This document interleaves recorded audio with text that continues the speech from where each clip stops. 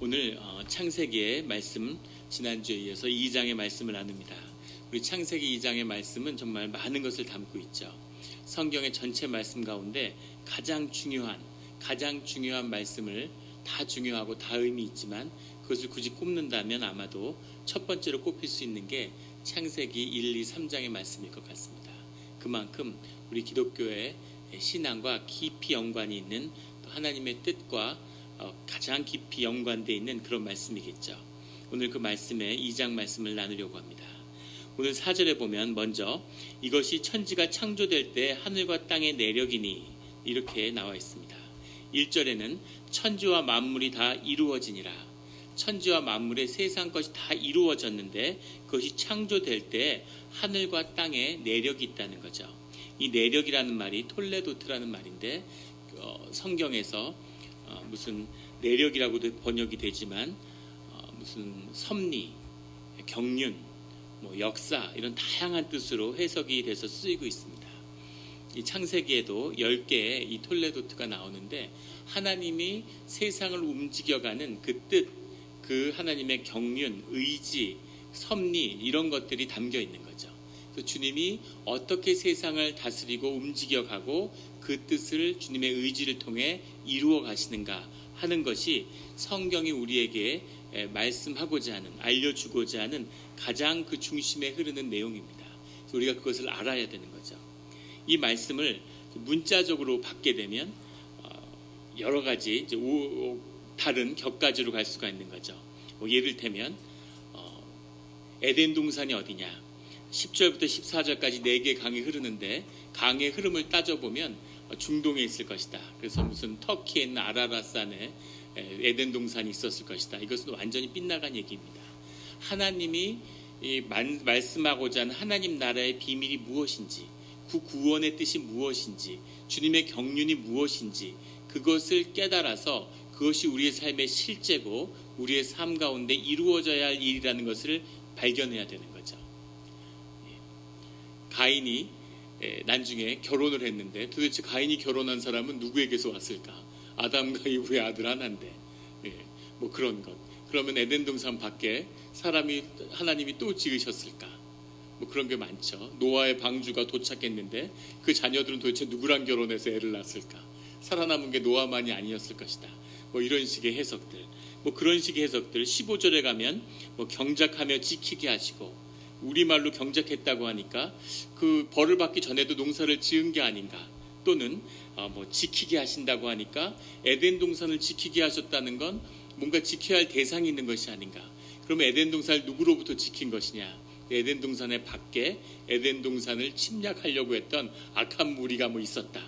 이런 식으로 계속 이런 억측 같은, 그것은 성경이 계시하는 그 뜻을, 그 의미를 제대로 읽지 못하기 때문에 벌어지는 그런 일인 거죠.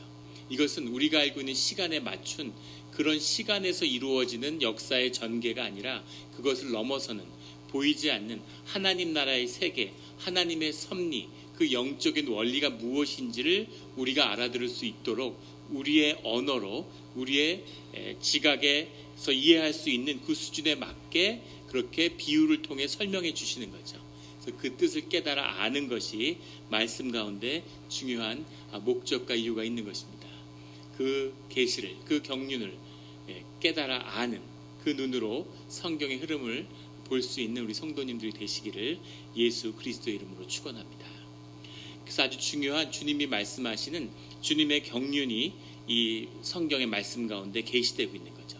특별히 1장, 2장, 또 3장에는 아주 중요한 근본적인 주님의 가르침이 담겨 있습니다. 3절에 보면 하나님이 그 7째 날을 복되게 하사 거룩하게 하셨으니, 2절에 7째 날에 하시던 일을 마치셨다. 또 이걸 가지고 6째 날에 마친 게 아니라 7째 날에 맞춘 거냐, 이 6째 날에 마친 거냐 이러는데, 천지를 창조하신 하나님의 위대한 일이 우리가 이해하는 이 일주일의 시간 단위가 아니겠죠. 그런데 하나님이 거기다가 시간의 질서를 부여하고 그 시간이 가지는 의미를 설명하시는 이유는 그 뜻을 우리의 시간 속에서, 우리의 절기 속에서 깨달아 알으라는 뜻이 들어있는 거죠. 그래서 그것은 우리를 향한 뜻이라는 겁니다.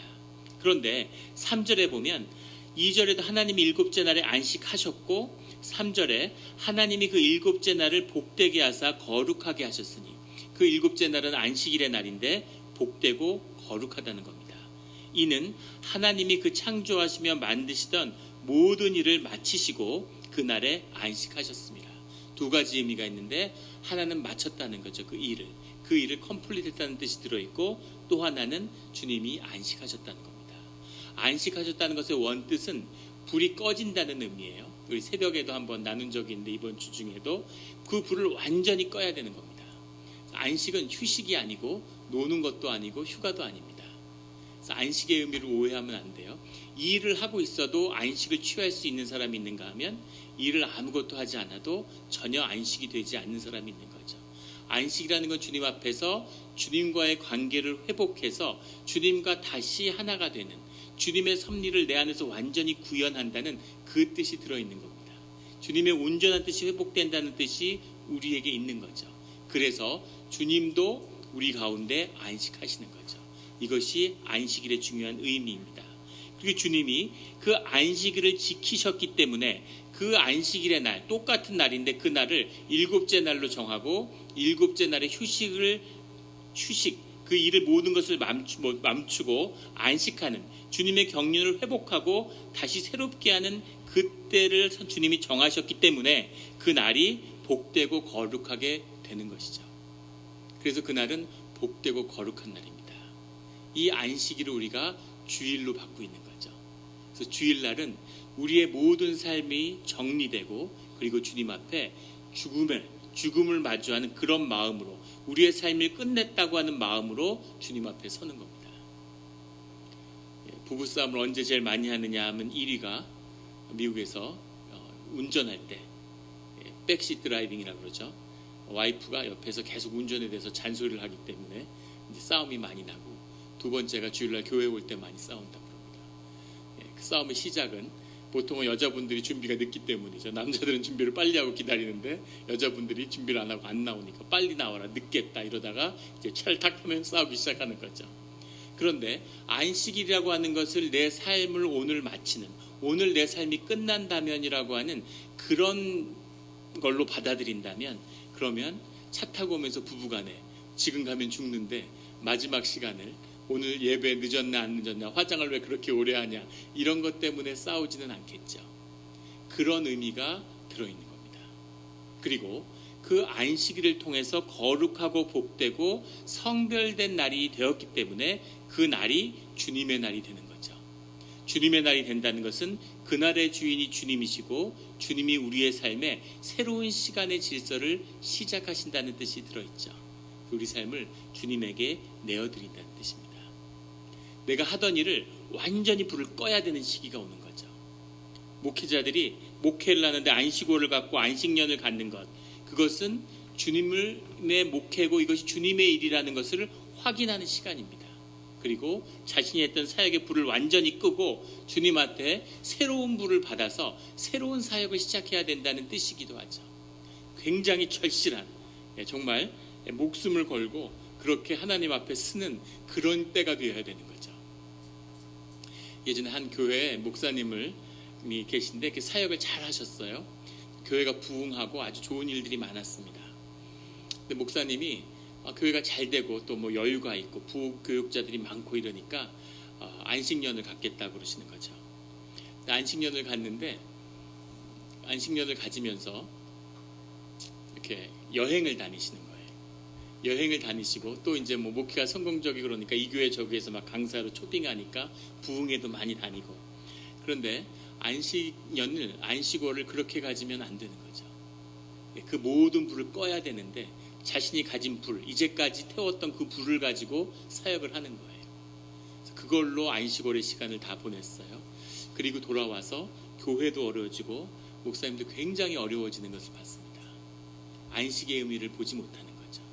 이제까지 해왔던 것을 완전히 끊으라는 겁니다. 그리고 새로운 질서, 새로운 시작을 준비하라는 거죠. 그리고 그 안식일에 끝내라고 할 때 끝낼 수 있어야 그것이 하나님의 일이 되는 겁니다. 이것은 내 일이야. 내가 안 하면 이건 안 되는데. 이 길을 내가 버려놓은 게 있는데 이것을 내가 처리하지 않으면 안 돼. 한국의 큰 한 대형 교회가 자식한테 목회를 물려주는 것 때문에 9시 뉴스에 매일 나오고 뭐 총회가 뭐 깨질 거다 이런 지금 총회 기간이죠. 한국에서 우리 같은 그 교단 안에 속해 있는데 뭐 그런 아주 큰 위기에 처해 있습니다. 그런데 그 교회 안에서 자식이 아니면 그 교회를 할 수 없다고 이야기하는 주장들이 있는 거죠. 아마 사실일 거고 그럴 겁니다. 그런데 문제는 뭐냐면 내가 아니면 안 돼. 내 자식이 아니면 안 돼. 사람들이 세상에서 비난하는 것처럼 나쁜 이유가 아니라 어떤 좋은 안의 동기와 이유가 있을지라도 그것을 끊을 수 없다는 것은 그것이 하나님의 목회나 하나님의 교회가 더 이상 아니라는 뜻이 들어있는 거죠. 근데 이것은 아주 좋게 얘기한 거고 더 깊이 들어가면 무슨 의미냐면 하나님을 믿지 못하겠다는 얘기입니다. 이렇게까지 교회가 사역이 커졌는데 우리 교회 몇천 명이 페이리스트에 있고 학원이 있고 학교가 있고 병원이 있고 뭐 엄청난 게 많은데 이걸 도대체 누가 운영할 수 있겠습니까? 하나님이 하시죠. 하나님이 더 훌륭한 하나님의 뜻에 맞는 사람을 세워서 움직여 가실 겁니다. 그런데 그것을 믿지 못하는 거죠. 내 뜻, 내 계획, 내 경륜으로 하겠다는 거죠. 그것은 굉장히 위험하고 무서운 이야기입니다. 그것이 교회 안에서 이루어졌기 때문에 더 무서운 거죠. 많은 교회들이 반발하고 사람들이 반발하는 이유는 영적으로 알기 때문입니다. 잘못하면 그 교회 하나 때문에 수만 개의 교회가 같이 죽을 수 있다는 것을 느끼는 거죠. 그렇기 때문에 거기에 예민하게 반응하고 신학교의 학생들이 동맹휴업을 하고 막 사회상이 떠들썩한 건 그것이 단지 한 교회의 얘기가 아니라 굉장히 영적으로 무거운 뜻이 같이 삶이 묶여 있는데 하나가 그런 일을 저질렀을 때 어떤 영적인 파장이 오는지를 사람들이 막연히나마 영적으로 느끼고 있는 것이겠죠. 이것이 우리 주님의 영으로 지어진 인간들 안에 흐르는 영적인 섭리고 경륜인 거죠. 이런 일들이 주님 앞에서 이제 시작된다는 겁니다. 그래서 이 안식일에 대한 이야기가 왜 너희가 안식일을 더럽혔느냐. 우리가 새벽에 나오는 에스겔서에도 주님이 그것을 계속 말씀하시죠.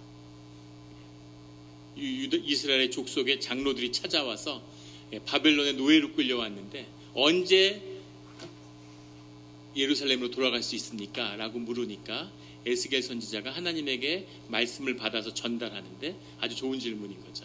하나님한테 너무 좋은 질문을 하면 하나님이 답을 주시는 게 아니라 질문을 주세요.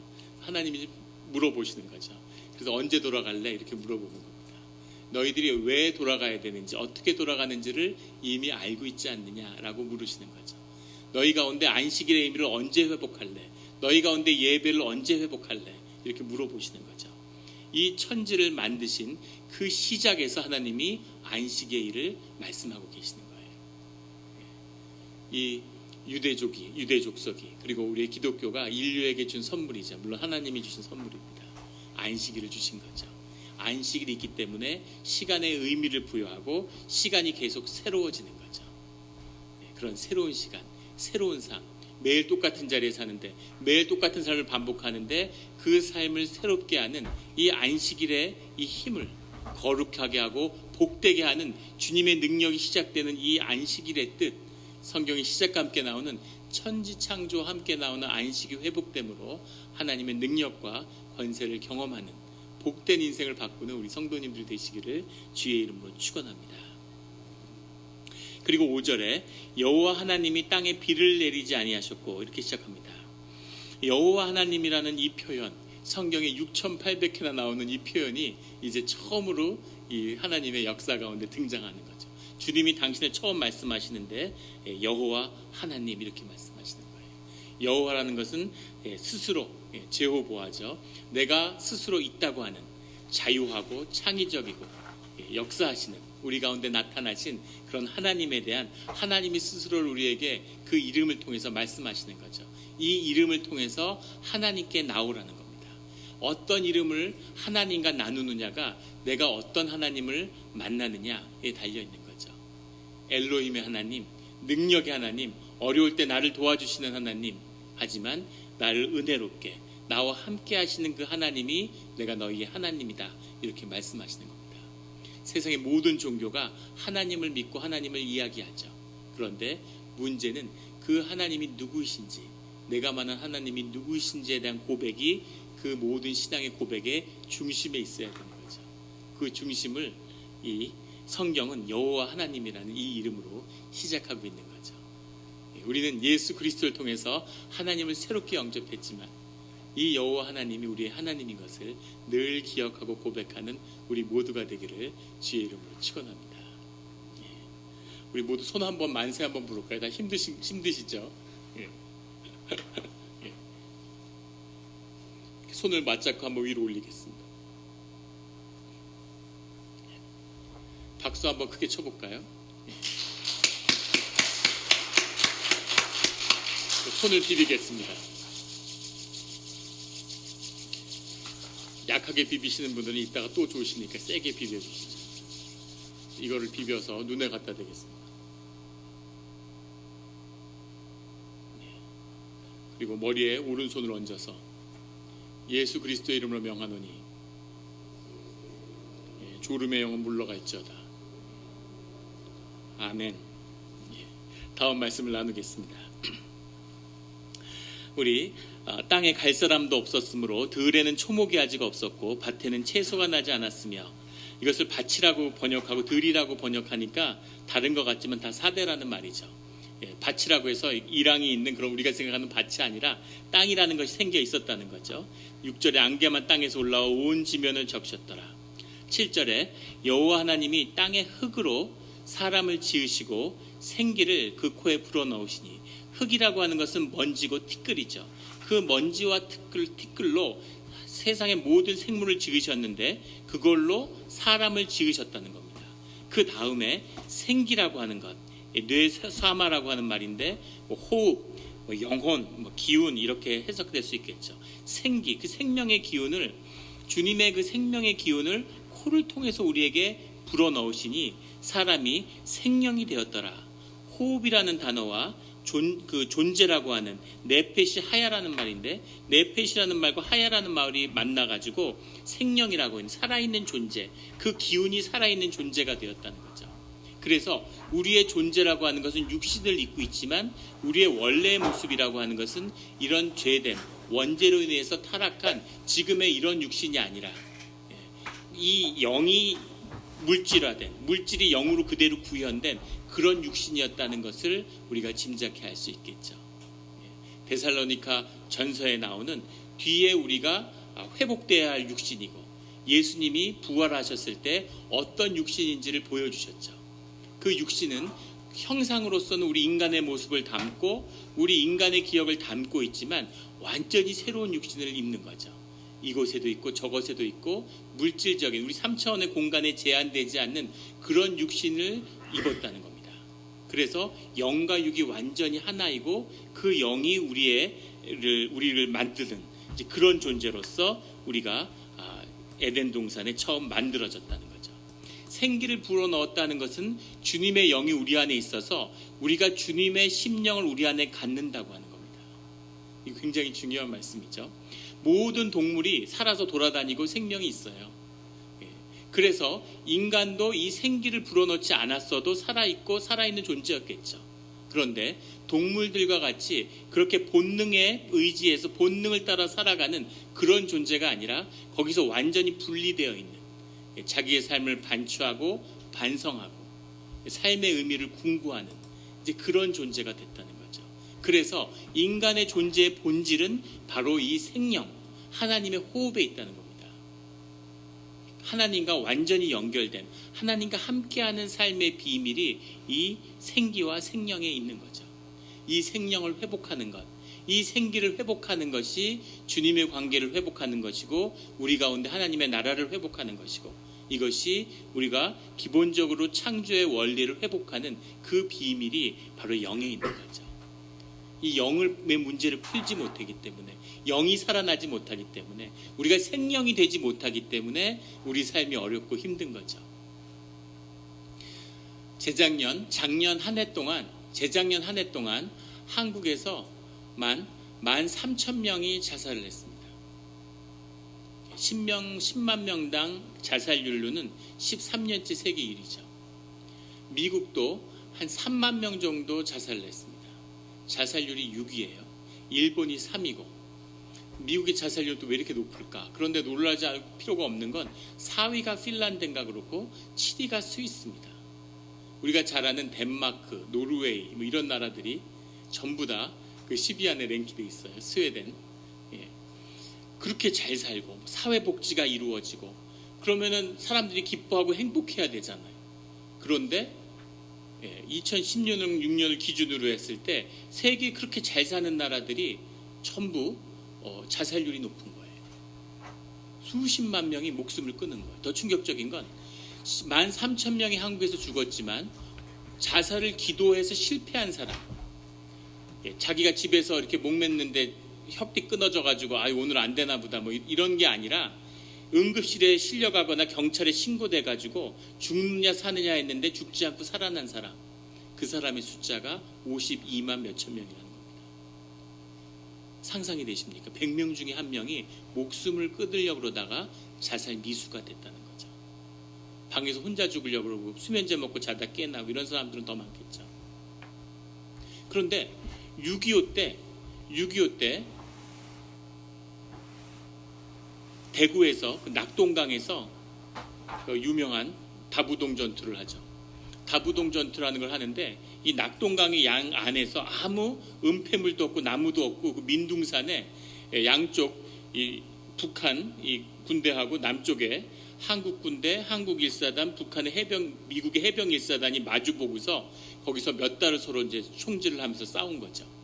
아무 은폐한 데 없는데 서로 마주보고 계속 총을 쏜다고 한번 생각해 보세요. 숨을 수도 없고 언제 죽을 줄도 모르는 그 상황에서 24시간 긴장하면서 몸만 앞에서 움직이면 계속 총을 막 쏴대는 거죠.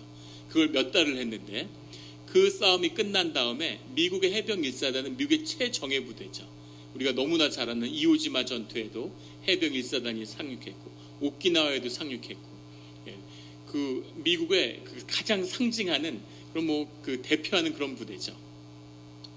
얼마 전에 미국의 해병대 사령관이 취임하면서 연설을 하는데 뉴스에 나오는데 자신이 해병이 된 이유를 설명하면서 어렸을 때 월남전이 터졌는데 할아버지가 이렇게 신문을 보다가 야 이제 월남전이 끝나겠다 이렇게 얘기를 하더래. 그래서 왜요 할아버지 그러니까 대통령이 해병대를 보내기로 하셨다는구나 이렇게 신문을 보면 그게 너무 깊이 인상에 남아서 해병대가 됐다. 그 해병대 중에서도 최정예 1사단인데 다부동 전투가 끝난 다음에 해병 1사단 병력의 3분의 2가 정신병원에 입원해서 치료를 받았다는 극심한 스트레스와 트라우마 때문에. 근데 더 놀라운 건 같이 싸운 한국의 1사단 병력은 그 다음에 계속되는 전투에 3년 동안 전투에 계속 참여했다는 거예요. 트라우마가 있었겠죠. 그런데 그것을 극복하고 싸워낼 만한 정신력이 있었던 거예요. 영이라는 건 수많은 예를 들 수 있겠죠. 영이라는 것의 문제라는 것은 이런 깊은 신비가 있는 겁니다. 2010년에 발표된 유럽의 무슨 세계 경제재단인가 한 데서 연구했는데 사람들을 깊이 인터뷰해서 행복지수라는 걸 처음으로 소개했어요. 세계에서 가장 행복한 나라가 어딜까를 연구했는데 1위가 부탄이었습니다. 그리고 2위가 방글라데시였어요. 방글라데시하고 부탄하고 1, 2위를 다투죠. 엄청 못 사는데 너무 행복한 거예요. 부탄이 개방되고 외국 문물이 들어오고 경제 투자가 들어와서 지난 한 8년 동안 10배는 잘 살게 됐답니다. 그랬더니 행복지수가 56위로 떨어진 거죠.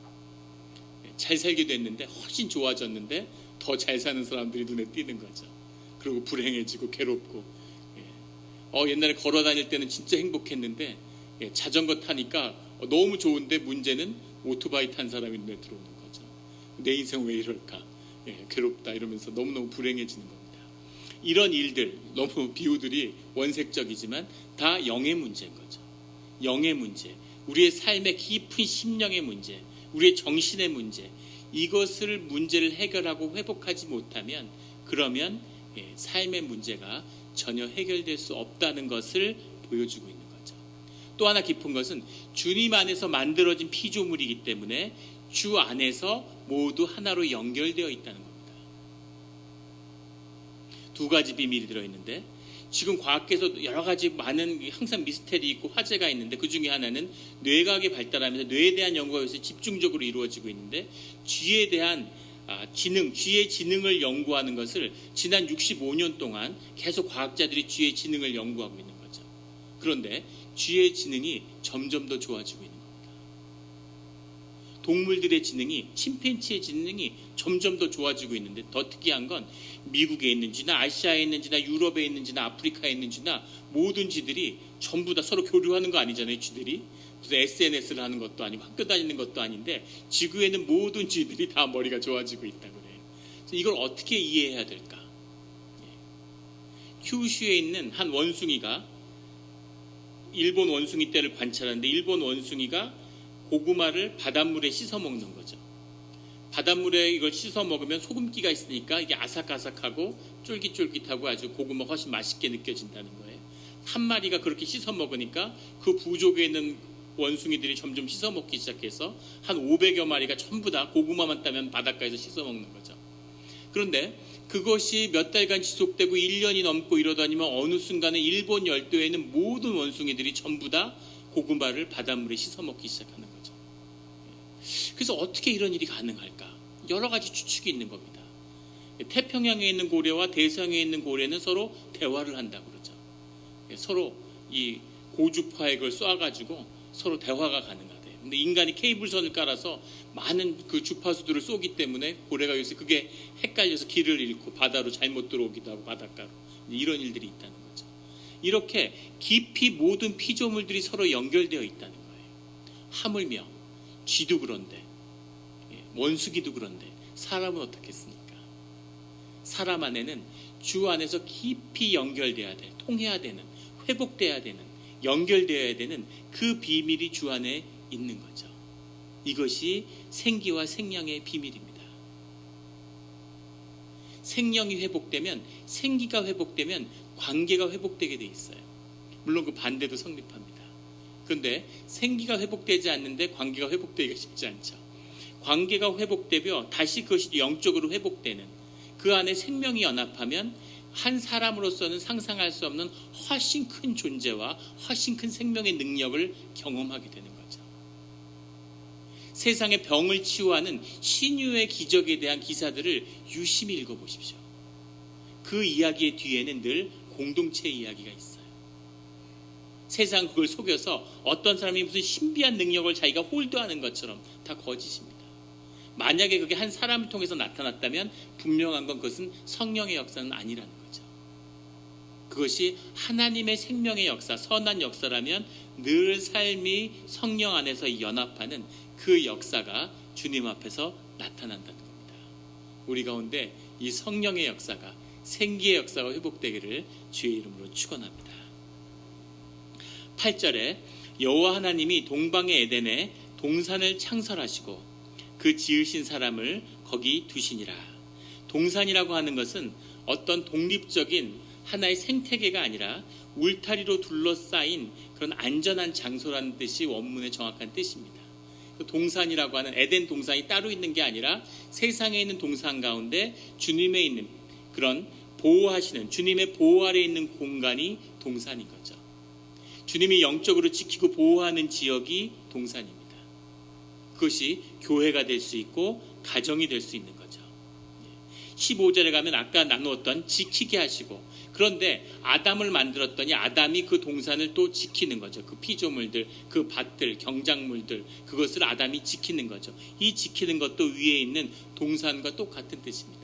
그 보호 아래, 책임 아래 지켜지고 있는 거죠. 그래서 주님이 주님의 피조물을 그 주님의 보호 아래 두셨다는 겁니다. 이 두었다는 의미도 그 두었다는 의미가 야니헤우라는 말인데 야나흐라는 말에서 온 거예요. 야나흐라는 것이 평안과 안식의 뜻입니다. 그래서 그 안에서 주님과 함께하는 안식의 의미가 회복되어 있는 거죠. 늘 평안하고 늘 기쁨이 있고 늘 주님의 뜻에 따라 살 수 있고 그것이 어긋날 일이 전혀 없는 것, 그것이 안식의 참된 의미인 거죠. 주님과 이 주님의 주파수와 내 주파수가 딱 맞으면 삶이 회복되고 힘이 솟고 평화가 있고 기쁨이 임하는 거죠. 그러면 안식을 누리는 겁니다. 근데 세상에 그 어떤 무슨 리조트나 바닷가에 가서 뭘 해도 그래도 주님과의 그 주파수를 잃어버린 사람들은 불안하고 괴롭고 힘들고 이런 거죠. 그 얼마 전에 왜 삼성전자에 부사장인가 하던 사람이 자살을 해서 큰 화제가 됐었죠. 엘리트고 승승장구하고 죽었는데 통장에 백수십억이 되는 돈이 잔고가 남아 있었다 그러잖아요. 그런 돈이 있으면 얼른 사표 내고 놀러 다닐 것 같은데, 그런데 거기서 회고도 아니고 거기서 중요하지 않은 자리로 이렇게 밀려나니까 그 고통을 이기지 못해서 목숨을 끊은 거죠. 전혀 안식이 없는, 얼마나 불안과 얼마나 고통 속에서 살았을까. 거기서 경쟁에서 한번 밀렸다고 괴로워서 목숨을 끊어버릴 정도로 고통스러운, 그러니까 삶이 지옥인 거죠. 그래서 어떤 자리에 있느냐, 무엇을 얻느냐가 아니라 주님과의 주파수가 내 삶 가운데 연결되어 있는지, 내 삶의 실제가 무엇인지, 그게 나를 규정하는 거죠. 그게 되면 기쁨이 있고 소망이 있고 사는 것이 즐거운 겁니다. 그런 삶이 회복되고 그런 삶 속에서 안식을 누리는 우리 성도님들이 되시기를 주의 이름으로 축원합니다. 9절에 여호와 하나님이 그 땅에서 보기에 아름답고 먹기에 좋은 나무가 나게 하시니 동산 가운데에는 생명나무와 선악을 알게 하는 나무도 있더라. 하나님이 은혜와 자비 가운데 과일들을 마음껏 따먹을 수 있는 그런 은혜를 주신 거죠.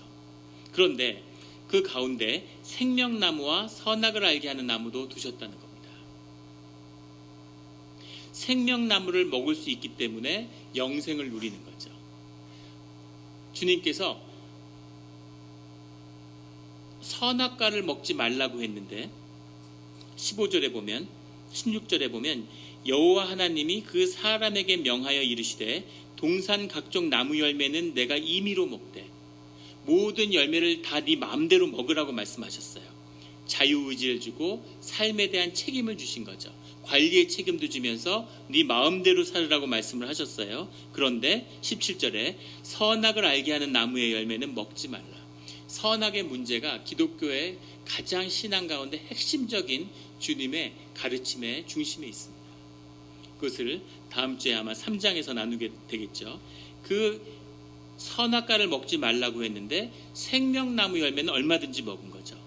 15절에 여호와 하나님이 그 사람을 이끌어 에덴 동산에 두어 그것을 경작하며 지키게 하시고 청지기의 사명을 인간에게 주어서 인간이 모든 피조물들을 다스리게 하셨다는 겁니다.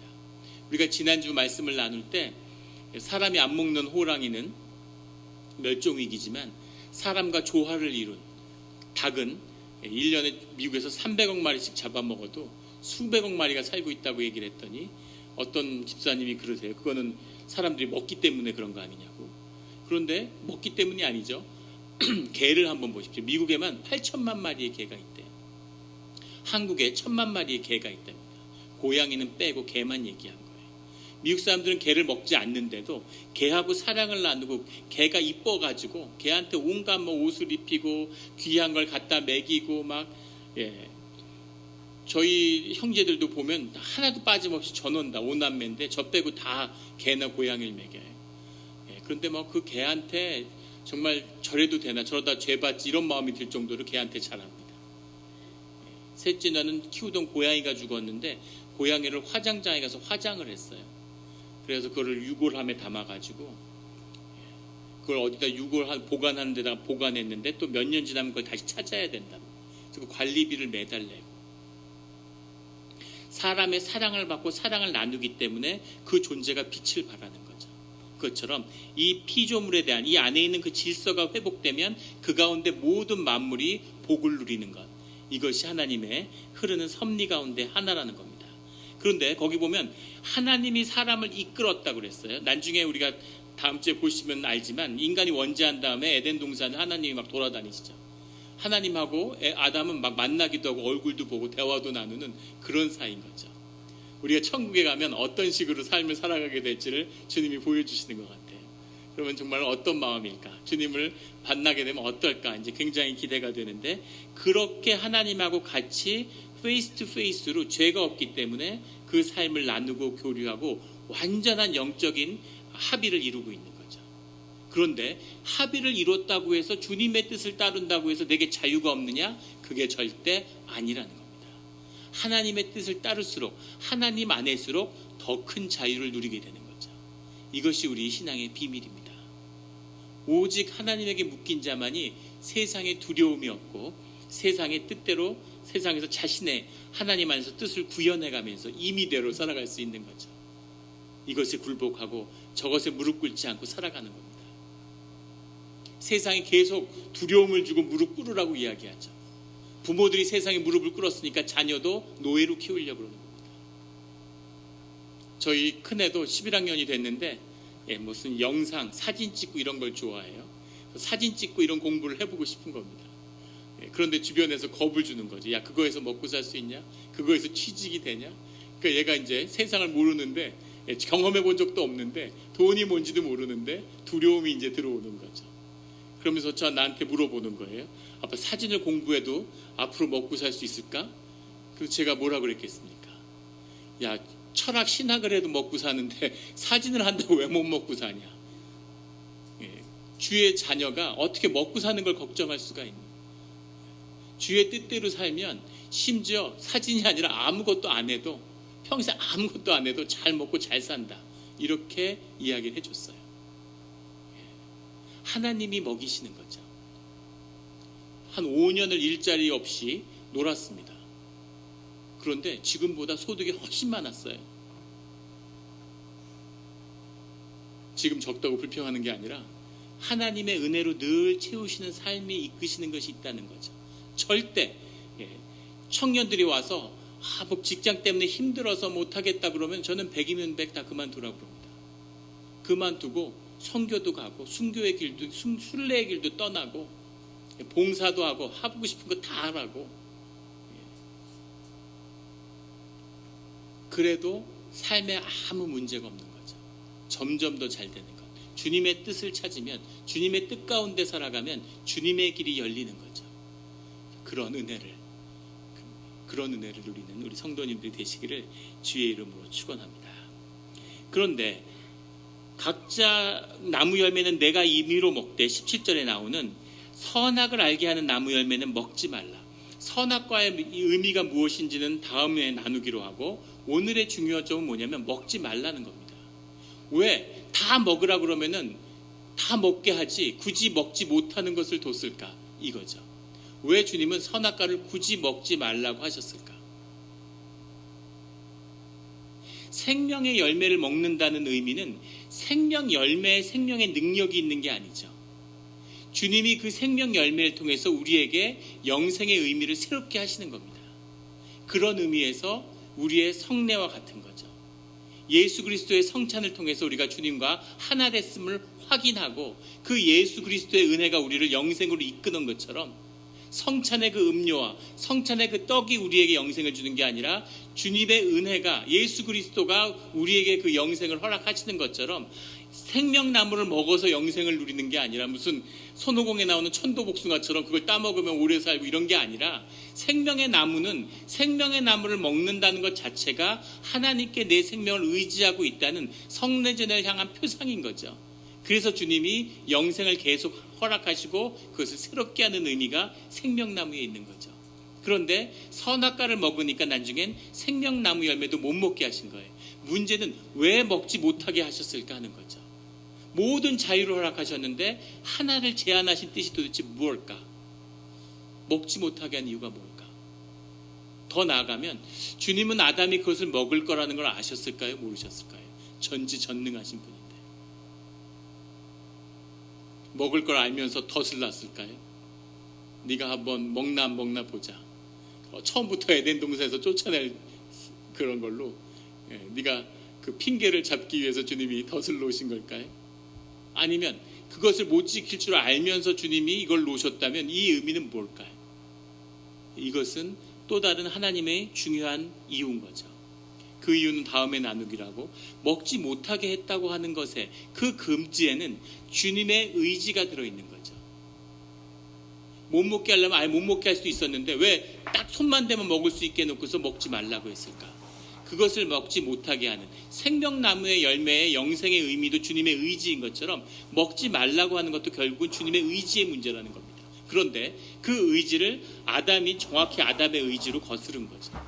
의지와 의지가 충돌하는 거죠.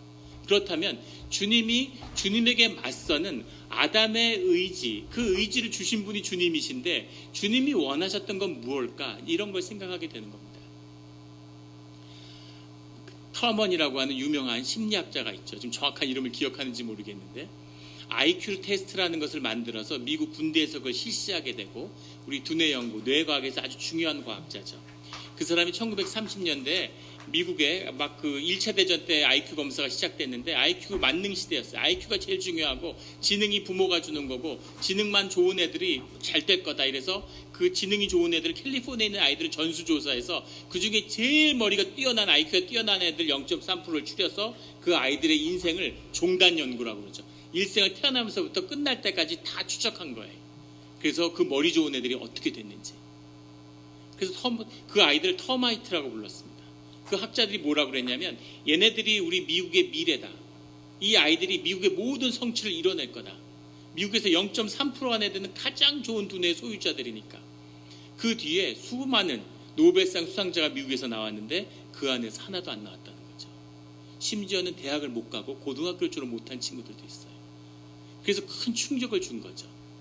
아마 그런 거 아니더라도 기억해 보시면 중고등학교 때 공부 잘했다고 세상에서 잘 되나요? 그런 건 아니죠. 그럼 누가 잘 될까? 그것에 대한 대안이 됐던 것이 60년대에 했던 유명한 마시멜로의 실험이라는 겁니다.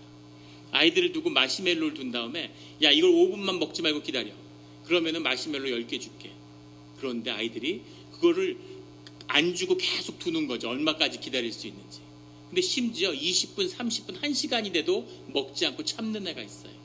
그런데 5분만 참으면 10개 주겠다는데 그걸 못 기다리고 먹는 애가 있는 거죠. 그 아이들을 쭉 그런 식으로 추적해 보니까 그걸 오래 참은 아이들일수록 세상에서 큰 성취를 거두더라는 겁니다.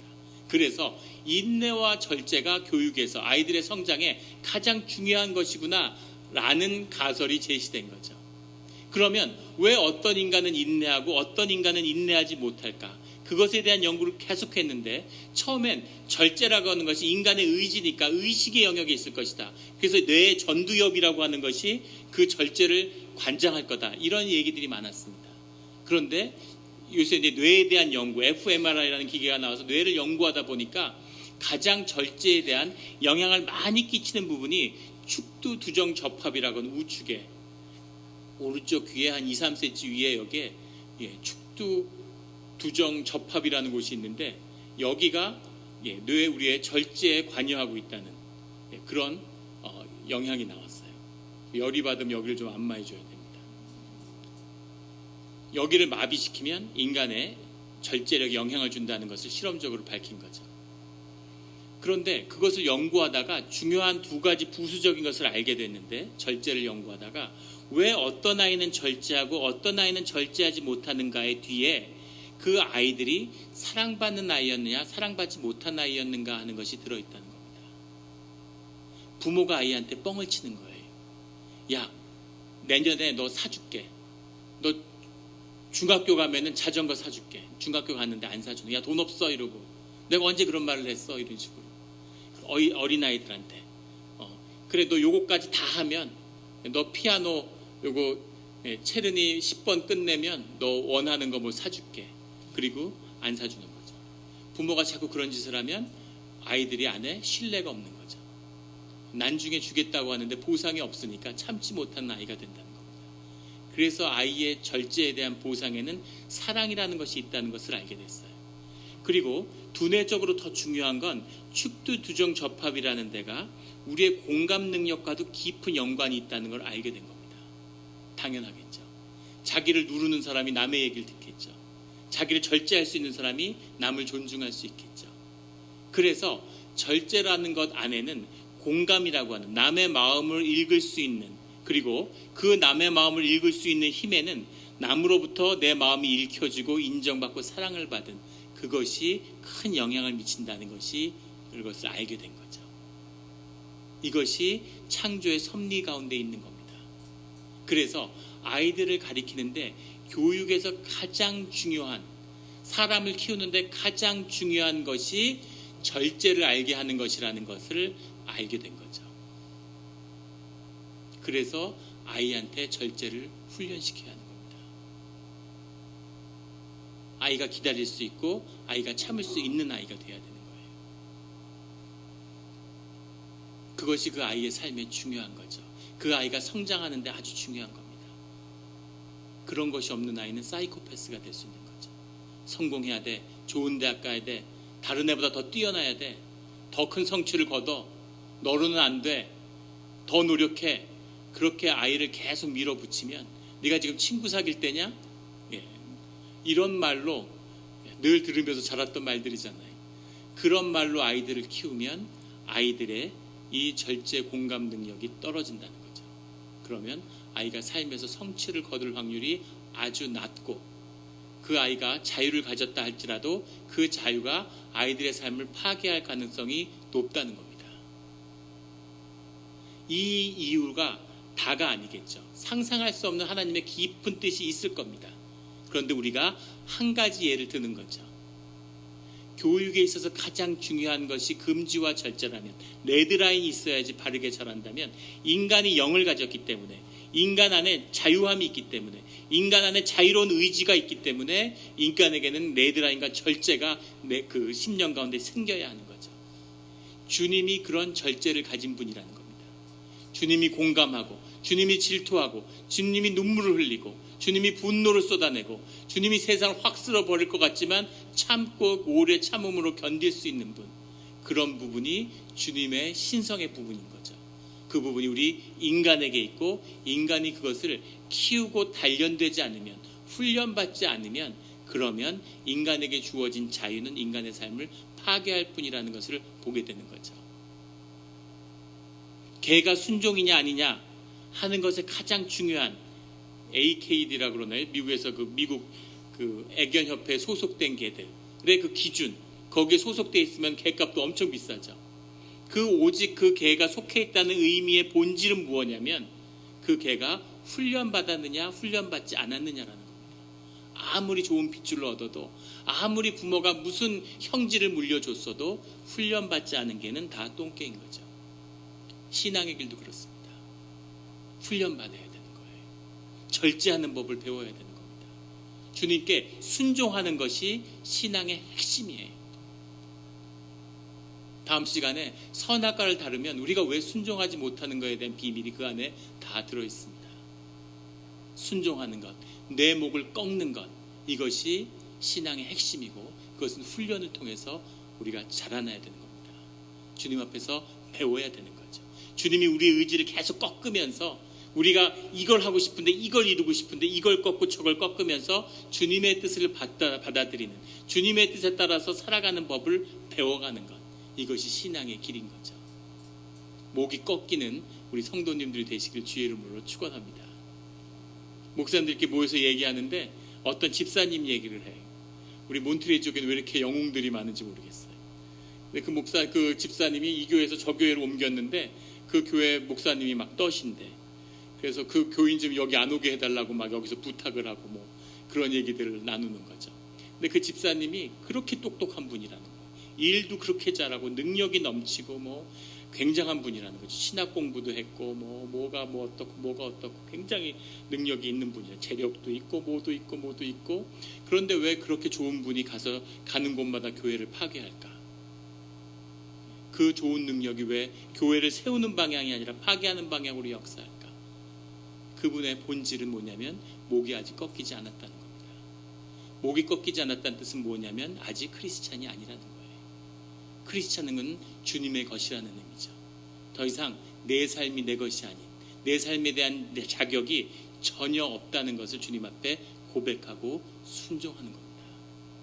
주님이 말씀하실 때까지, 주님이 이끄실 때까지, 그리고 주님이 함께 하시는 그때까지 그 자리에 있는, 그것이 신앙이고 그것이 주님과 함께하는 것이죠.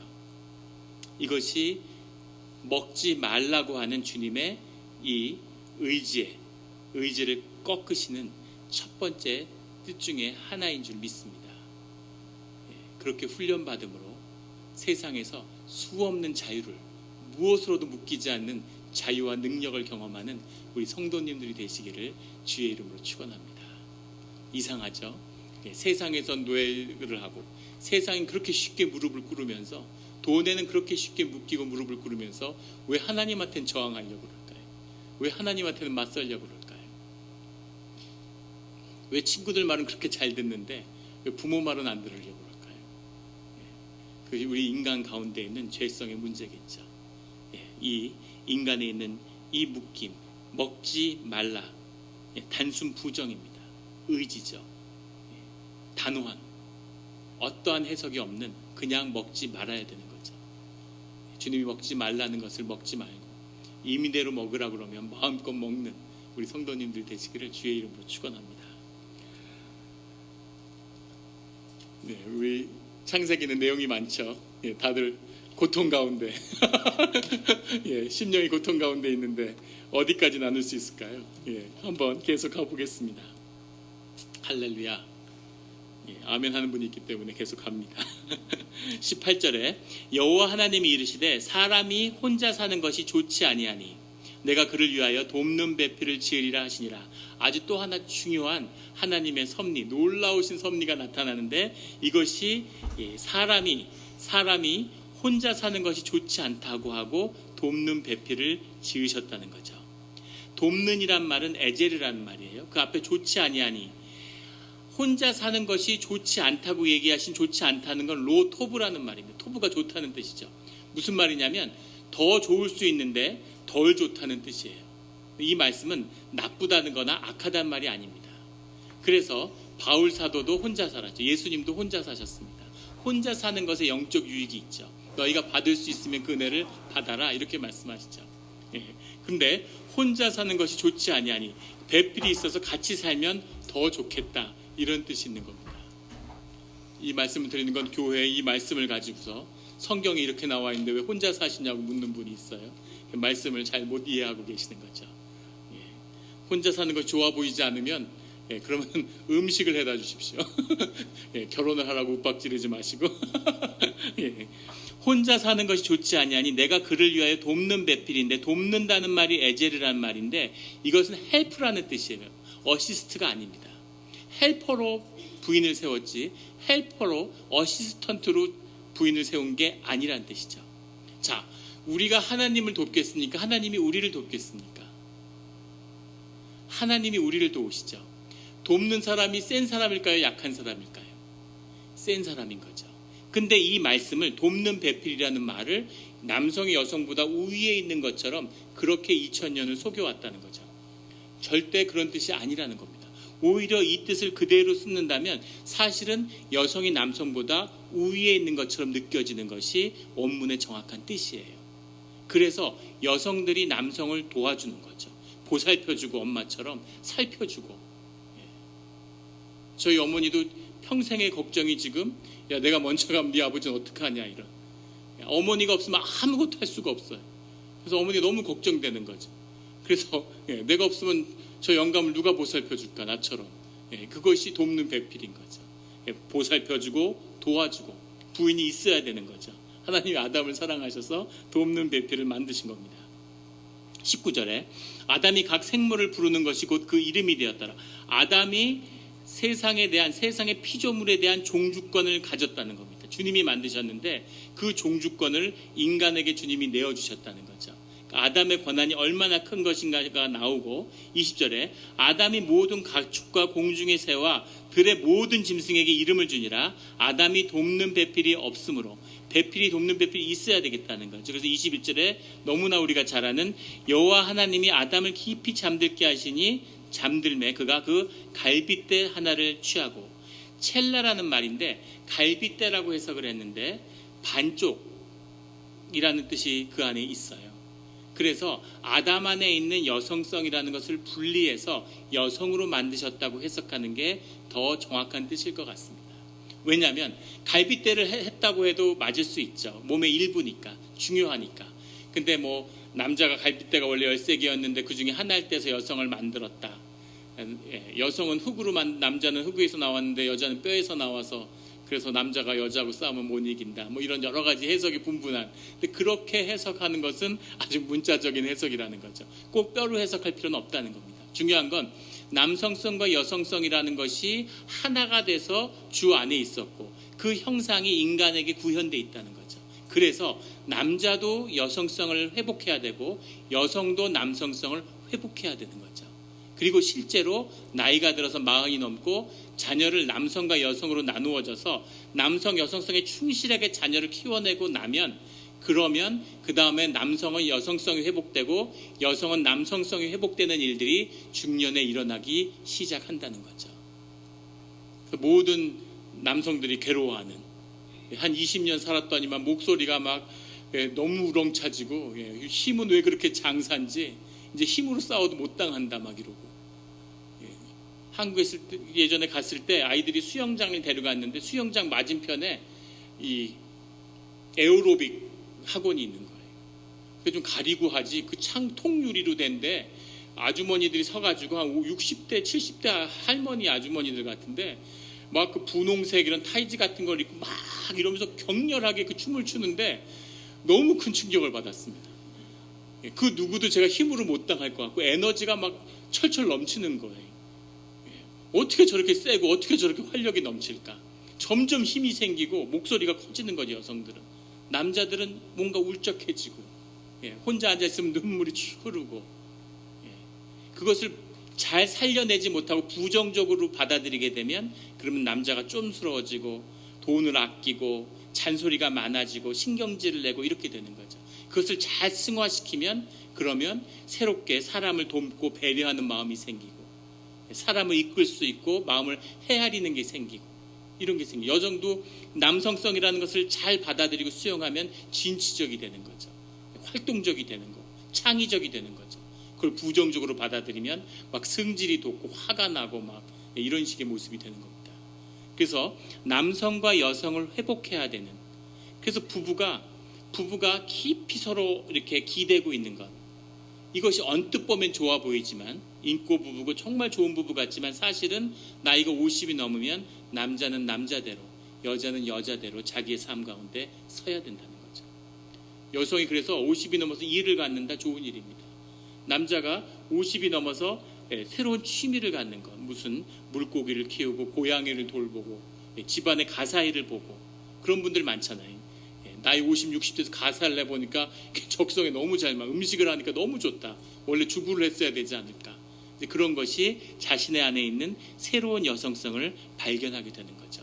그럼에도 불구하고 하나님의 피조물 가운데 여성만이 유일하게 최초로 만들어진 것이 아니라 하나님의 피조물 가운데 나왔다는 것. 그 특별함이 있다는 거죠. 그래서 남성과 여성이 깊은 유대 가운데 하나가 돼서 살아가야 된다는 뜻이 이 안에 들어있다는 겁니다. 23절에 아담이 이르되 이는 내 뼈 중에 뼈요 나의 중심이라는 거죠. 살 중에 살이라. 이것을 남자에게서 취하였은즉 여자로 부르리라. 여자는 이사인데 이사라는 말은 이 시에서 나왔고 이 시가 남자라는 뜻이에요. 남자와 여자의 어원이 같은데 남자와 여자가 한 아담이라고 하는 인간 속에서 분리되었다는 거죠. 그래서 그것을 회복하고 연합하는 것 그것을 이루어내는 것이 신성의 회복이고 하나님의 회복입니다. 예수님이 그 모습을 보여주시잖아요. 한없이 따뜻하고 여성성과 남성성이 완벽하게 구현된 아버지 같기도 하고 어머니 같기도 하고 친구 같기도 하고 동생 같기도 하고 혈육 같기도 하고 이런 복합적인 완전한 인간성을 실현한 그 모습이 무엇인지 그 인격이 무엇인지를 예수님이 보여주셨죠. 그것을 회복하는 것 이것이 우리가 가야 할 길이라는 겁니다. 그리고 그 말씀 가운데 가장 중요한 24절의 말씀 성경 전체를 통해서도 아주 중요한 말씀이죠. 이러므로 앞에와 같은 이유 때문에 남자가 부모를 떠나 그의 아내와 합하여 둘이 한 몸을 이룰지로다. 아멘. 그래서 무엇이 나왔냐면 가족이 탄생한 거죠. 근데 이 가족에서 남자가 부모를 떠나 결혼하는 이런 청년들을 데리고서 항상 이 말씀을 나눌 때 중요한 것은 남자가 부모를 떠나야 된다는 거죠. 세상의 몹쓸 인간이 효자란 말이 있죠. 효자란 얘기는 한국에서 신랑이 아들이 아버지에서 정신적으로 독립되지 못하고 아직 어른이 되지 못했다, 마마보이다, 이런 뜻일 확률이 99%입니다. 아들이 정신적으로 떠나서 내가 아버지가 될 수 있어야 되는 거죠. 사자무리에서 새끼가 자랐는데 순놈이 자라면 암놈들은 자기 딸들은 다 데리고 있잖아요. 끝까지 데리고 있습니다. 그런데 아들들은 쫓아내죠. 아들들은 2살, 3살이 되면 쫓아내서 혼자 먹고 살게 하는 거죠.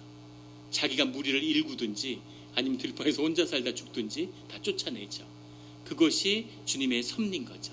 그래서 남자가 부모를 떠나야 되는 거죠. 그래서 아버지가 돼야 한 가정이 시작된다고 하는 우리 인격의 가장 중요한 독립성이 들어있습니다. 그리고 그 아내와 합하여, 아내와 이 남자와 여자가 합한다고 하는, 이 합한다고 하는 것이 연합이죠. 주 안에서만이 완전한 연합을 이루어낼 수 있습니다.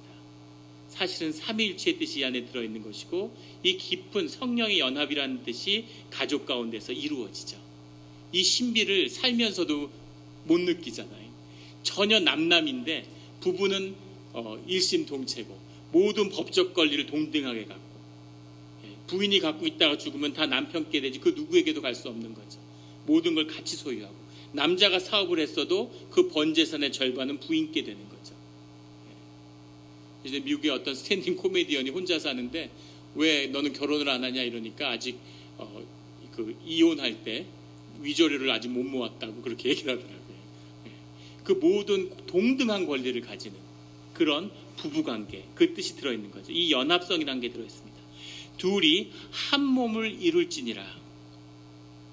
한 몸을 이룰다는 건 합일성이 들어있는 거죠.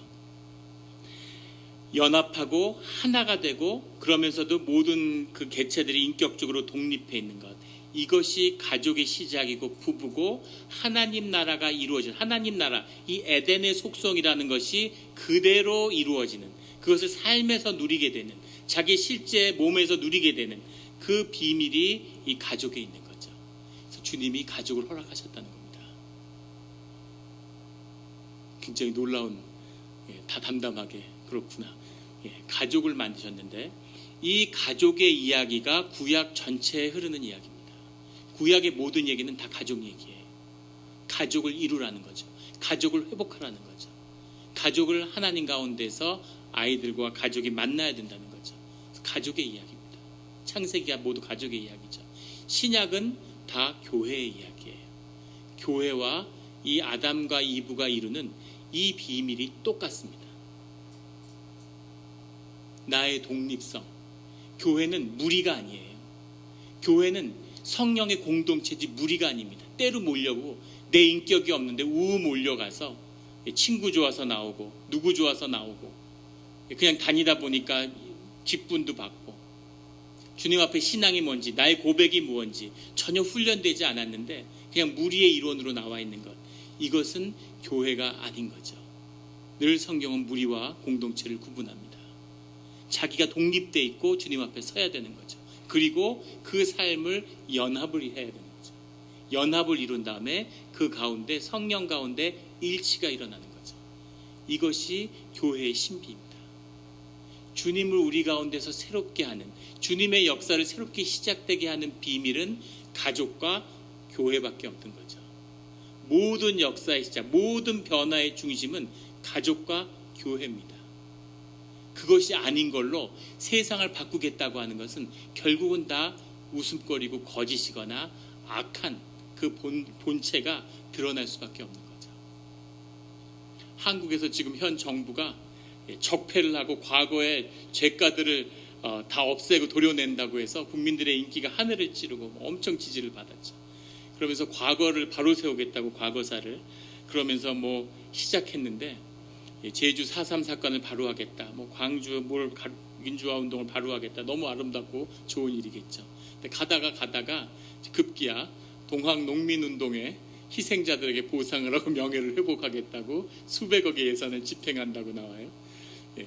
그런 게 시도되니까 그 청와대 청원이 쏟아지는데 왜 같은 시기에 있었던 진주 밀란의 피해자들은 보상하지 않느냐? 그거보다 같은 세기에 있었던 홍경래의 난의 피해자들은 왜 보상하지 않느냐? 이제 그런 식으로 나가는 거죠. 처음에는 뭐 진지하게 그럴듯하게 시작했는데 이제 한편의 코미디가 됐구나, 웃음거리가 된 거죠. 그 기사가 소개됐는데 그 밑에 댓글이 달려있는 거예요. 기사를 본 사람이. 그 밑에 뭐라고 썼냐면 나는 임진왜란 보상이나 기다려야 되겠다 이렇게 썼더라고요.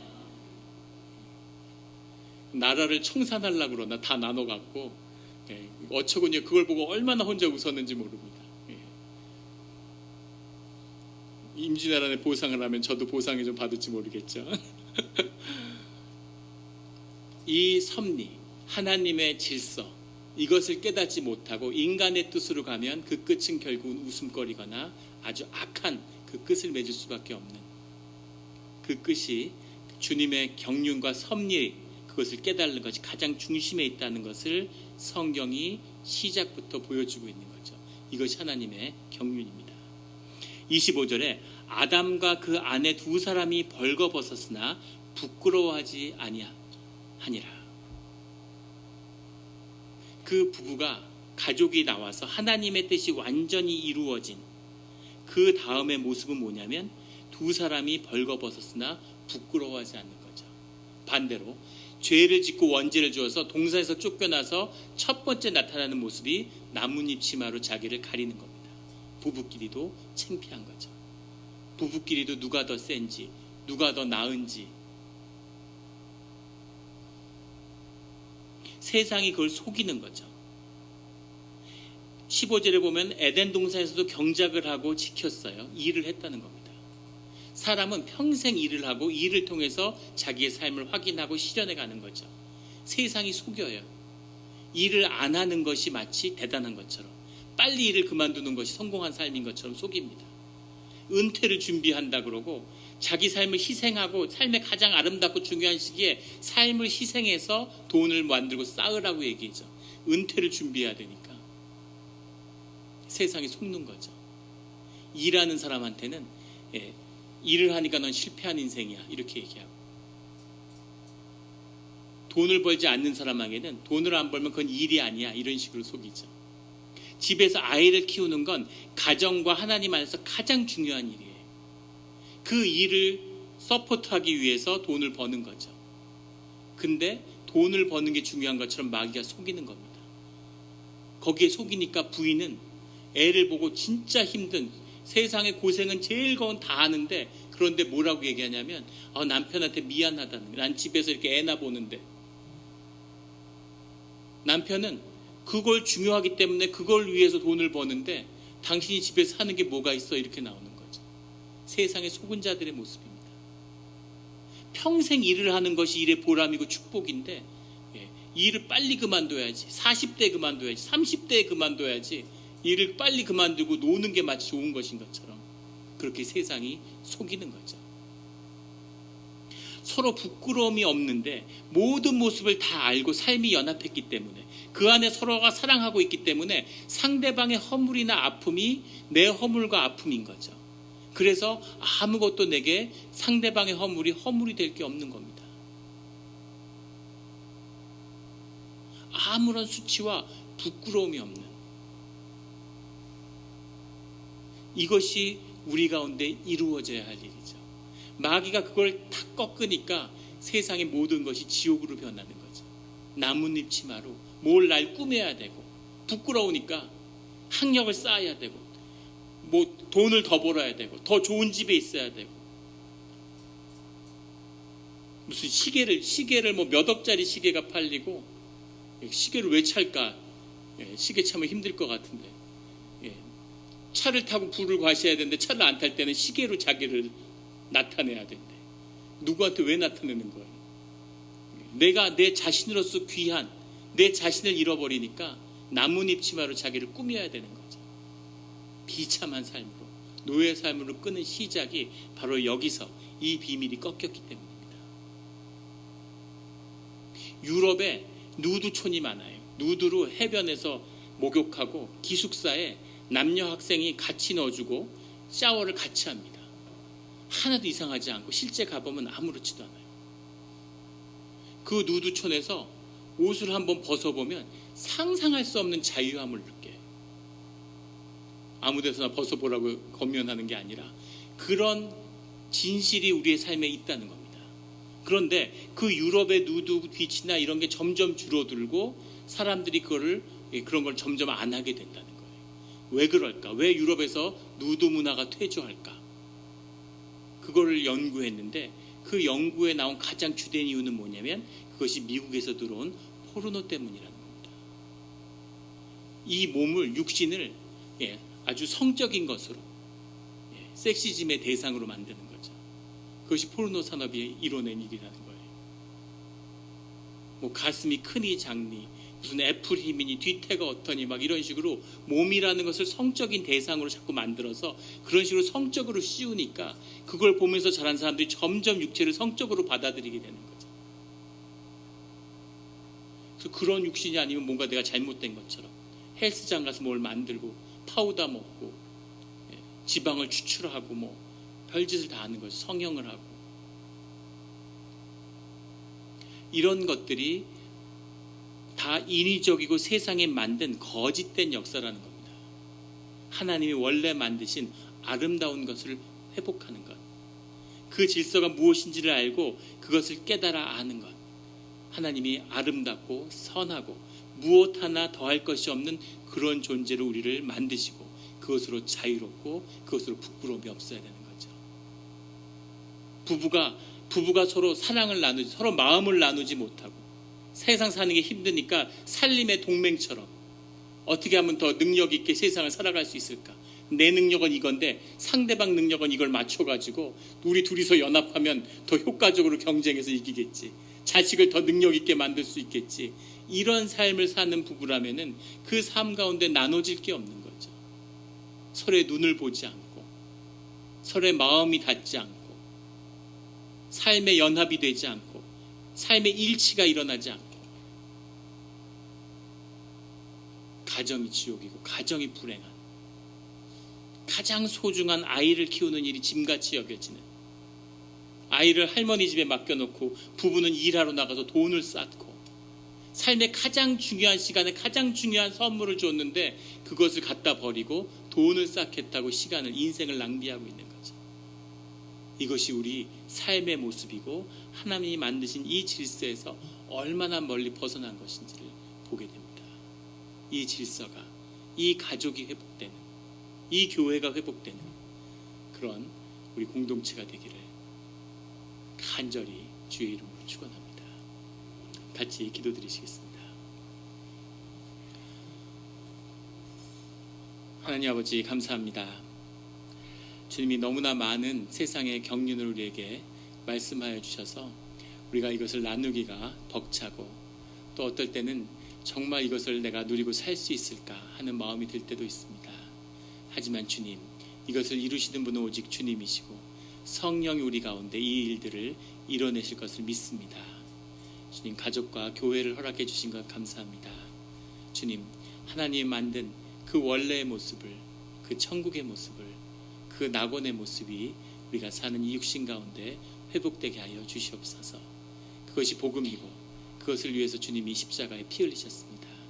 보혈의 능력이, 보혈의 은혜가, 보혈의 구원이 우리를 주장하는 그런 삶의 자리가 되게 하여 주시옵소서. 감사드리며 예수 그리스도의 이름으로 기도드렸습니다. 아멘. 모두 자리에서 일어나셔서 88장 찬양드리겠습니다.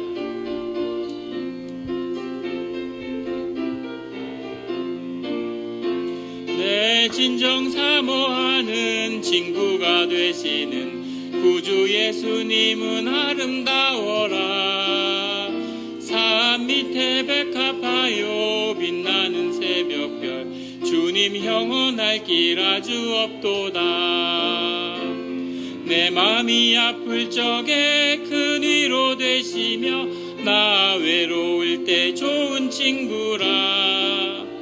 주는 저 산 밑에 백합 빛나는 새벽별 이 땅 위에 비길 것이 없도다. 내 맘의 모든 염려 이 세상